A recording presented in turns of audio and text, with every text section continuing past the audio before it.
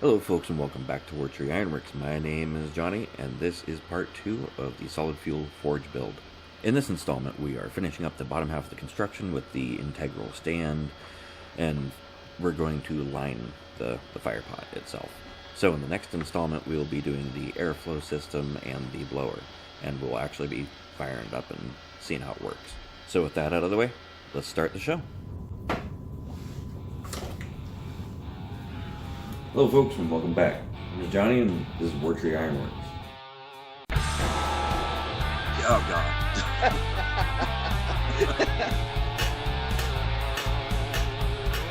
Today we have Jim from the Crazy Viking Forge. How are you doing today?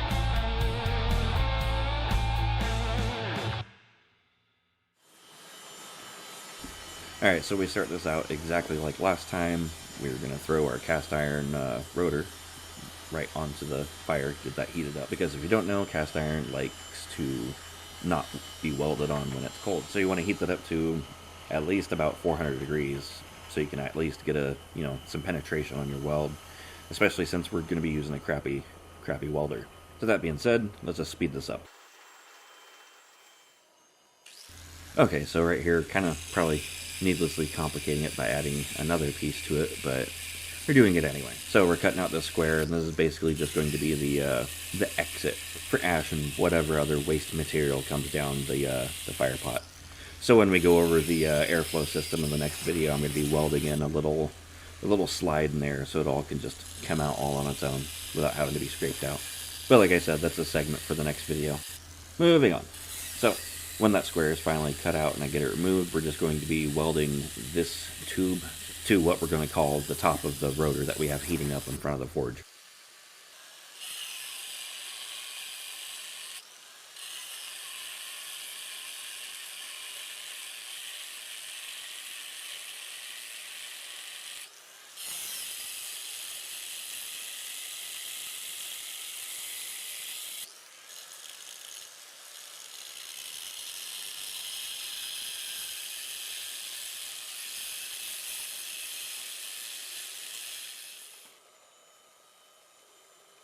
Okay, so we got that cut, and we're going to get that little square out of there.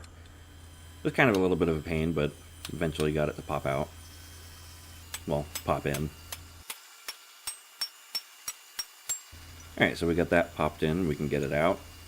Alright, so let's grab that hot rotor and get that square section welded to the top of it.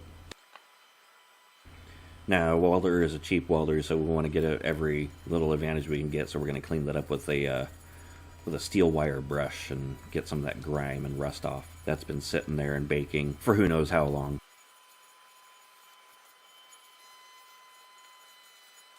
Alright, so now that we got all that cleaned up, we're going to go ahead and get our piece welded to the top here, which unfortunately I ended up having a problem with the welder, and by the time I got back to welding this on, I forgot to hit the record button. So that is all me and my little screw up there. So yeah,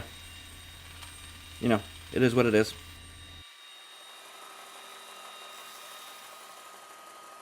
And of course, now that that's welded on there, we're gonna grab that wire brush and our safety glasses and clean that up.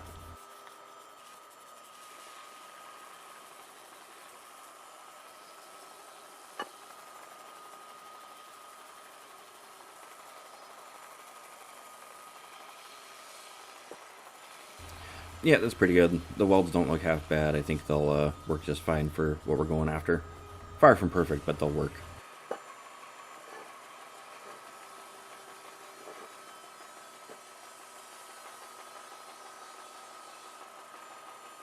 So by the time we get the top part of the construction of the forge put onto its base, I feel like it's going to be top heavy anyway, so we're taking this other rotor here and heating it up, and we're going to weld the two rotors together. That way, compared to the top, it has a nice heavy base and it won't be easily knocked over. And we're just going to add a tack weld here to get it steady and stuck where it needs to be, and we're going to straighten this out and just eyeball it to mostly level. And then we're just going to weld around the circumference of that and make it one solid piece. So that looks pretty straight, and we're just going to go ahead and finish up our tack welds and then weld the circumference. What you're seeing is basically self-explanatory, so I'm going to take this opportunity to talk to you guys for a second. First off, congratulations on making it this far into the video. You're halfway done. Secondly, I still notice that most of our views come from viewers who are unsubscribed to our channel, who are not subscribed rather. So, if you're one of these viewers, one of the 50 to 60% who are not subscribed, please hit that subscribe button, hit that like button on this video, and please share this video. And go and check out some of our other videos if you like. But mainly, please subscribe to our channel, helps us keep making content. Now back to the video. So now that the bottom half of our base is hot enough to burn paper, let's get that welded up. Now I'm not going to go too crazy with these welds, just 5 or 6 pretty wide weave beads. So they should hold pretty well, but we'll see. If they don't, we'll end up just welding around the circumference. But here we go. This is the end of the video. We're just going to mix up the refractory cement and get the inside of that fire pot all ready to be fired up in the next video. And so, when you're working with refractory, you always want to wear a respirator, you always want to wear your safety glasses, and you always want to wear some nitrile or latex gloves. Probably nitrile if you're allergic to latex. So, you just do that, put a nice thick layer on the bottom, and just spread it around. We got a hitch ball in there to form a, I guess a flare for the airflow there, and we're going to see how that works. We'll probably have to modify it later on, but, you know, this is just a kind of a slap together project for our beginners. This is going to be good enough for you to get started and decide whether or not you want to actually stick with forging. And so far all these pieces I've got are essentially free. I mean, I replaced the rotors on my truck, so I got those, and the rest came from a pile of free scrap. But that's all there is to building a cheap, nearly free solid fuel forge. I hope this was helpful. I hope you enjoyed it, and you know, if you're building a forge, let me know how it turns out in the comments down below. Oh god.